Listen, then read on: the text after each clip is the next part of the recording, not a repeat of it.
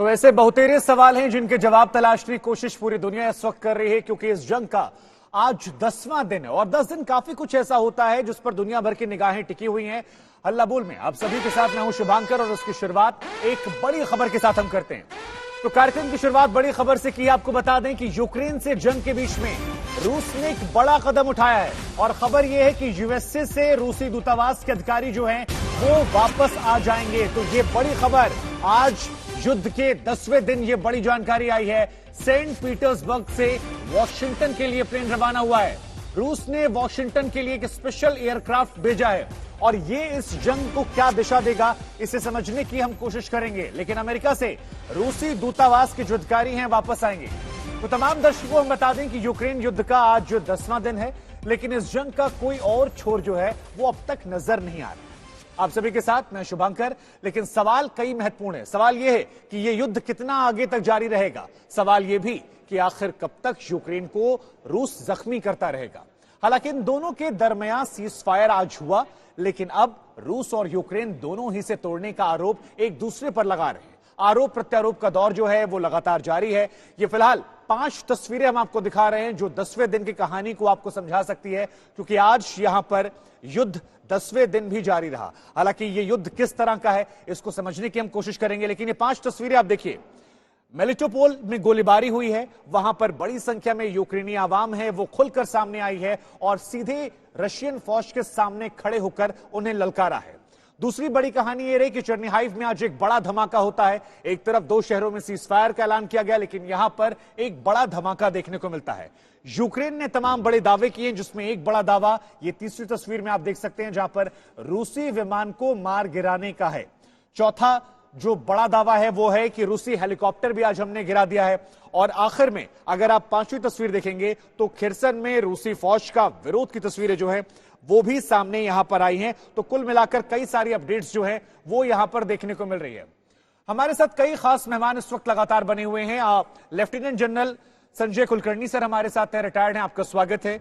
Major general AK. Shivach sir हैं, आपका स्वागत है। Major general K Sinha sir हैं, major general Vishambar Dayal sir हैं और हमारे साथ लेफ्टिनेंट जनरल शौकीन चौहान सर हैं। लेकिन संजय कुलकर्णी सर, शुरुआत में आपसे करूंगा और समझना हम आपसे ये चाहेंगे कि जब हम युद्ध के 10वें दिन हैं तो इस 10वें दिन में आपको युद्ध कैसा नजर आ रहा है? इसके बड़े एनालिसिस किए जा रहे हैं और ऐसा प्रतीत हो रहा है कि ये मानो बहुत लंबा खिंचने वाला है। तो ये स्ट्रेटजी का हिस्सा है या जो डेवलपमेंट्स होते गए हैं उसके आधार पर ये तारीख और दिन बढ़ता हुआ नजर आ रहा है?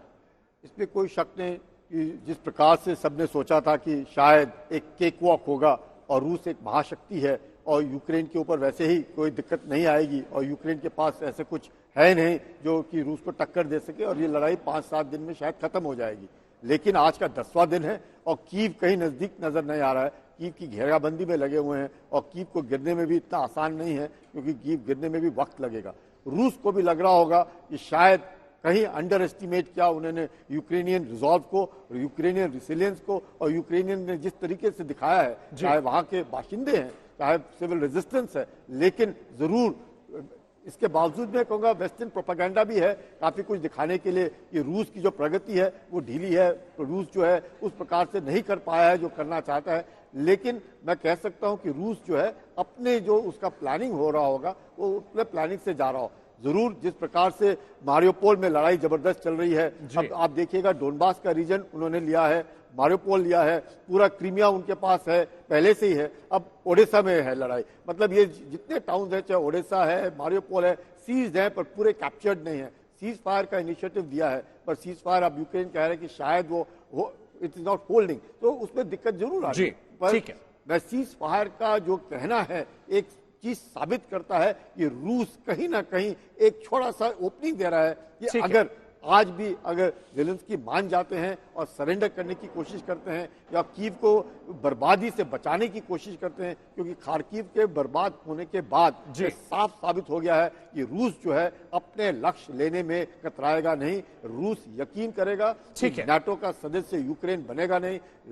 रूस यकीन करेगा कि अमेरिका सिर्फ आश्वासन देगा यूक्रेन को, सहानुभूति देगा यूक्रेन। हालांकि सर आज जेलेंस्की का एक बयान भी सामने आया जिसमें वो कह रहे थे कि देखिए ये जो हमने आज सीजफायर किया इसके निर्णय तय करेंगे आगे बातचीत कैसी होती है। लेकिन शिवाज सर एक सवाल यहां पर और भी आता है और ये तमाम लोगों के मन में है और ये एक्सपर्ट्स भी कहते हैं कि देखिए हमने जो लड़ाइयां देखी हैं, भारतीय फौज के जो एक्सपर्ट्स ने लड़ाई देखी है, वो छोटी छोटी लड़ाइयां देखी है। क्या ये हमारा एनालिसिस था? क्योंकि हमने बॉर्डर पे लड़ाइयां देखी, लेकिन वहां की लड़ाइयां अलग हैं, वो शहरों पर लड़ाइयां होती हैं। ऐसे में शहरों पर लड़ाइयां, ये रूस की स्ट्रेटजी, क्या ये प्री प्लानिंग का हिस्सा थी? वो लंबी प्लानिंग करके आए थे, या जो बात यहां पर कही जा रही कि नहीं, परिस्थितियां बदल गई और उन परिस्थितियों का नतीजा हम देख रहे हैं? देखो शुभांकर, मैं तो ऐसा सोचता हूं कि शायद रूस ने ऐसा नहीं सोचा था कि इतना ज्यादा टाइम लगेगा यूक्रेन में, क्योंकि देखो अगर यूक्रेन की और रूस की मिलिट्री पावर का अगर कंपैरिजन करो तो यूक्रेन कहीं नहीं ठहरता। यूक्रेन $62 बिलियन खर्च करता है, 22वां नंबर है 140 देशों में, और जबकि रूस नंबर 2 है, $600 बिलियन खर्च करता है, और बहुत ज्यादा बड़ी पावरफुल उसकी एयरफोर्स है, उसकी आर्मी में टैंक्स हैं, उसके आर्टी गन्स हैं, डिफेंस सिस्टम। तो सबने यह सोचा था हो सकता है अगले कुछ एक दिनों में, और रूस ने भी कहीं ना कहीं ये सोचा था, अंडर एस्टिमेट किया उसने यूक्रेन को, और उसने सोचा जल्दी ही वो कीव और खार्किव जैसे शहरों को कब्जा कर लेगा, मगर ग्राउंड पे नहीं हुआ। इसके 3-4 रीजन हो सकते हैं। एक तो रीजन ये है, सच्चाई ये है कि ये लंबा रास्ता था, इतना आसान नहीं था।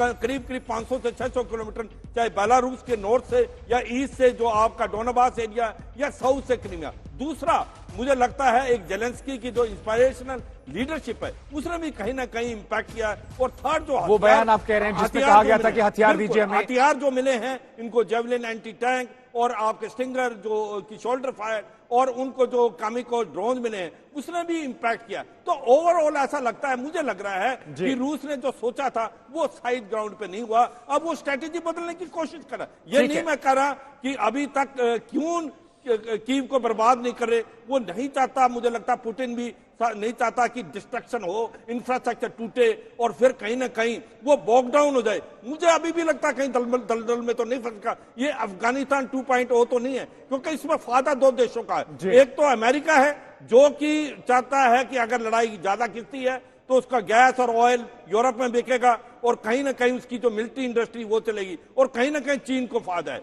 मुझे नहीं लगता यूक्रेन को फायदा है। यूक्रेन बर्बाद हो जाएगा और रूस जो है एक प्रकार दलदल में फंस जाएगा यूक्रेन के। ये मैं ये 2 बात आप ही की बात उठाकर मैं के सिन्हा सर के पास आता हूं। सर, ये दलदल में फंसने वाली बात है या लक्ष्य ज्यादा बड़ा हो गया है? यूक्रेन लक्ष्य नहीं है और लक्ष्य शायद नाटो या अमेरिका है, जिसको साधने की कोशिश यहां पर रशिया कर रहा है। आपका एनालिसिस क्या कह रहा है?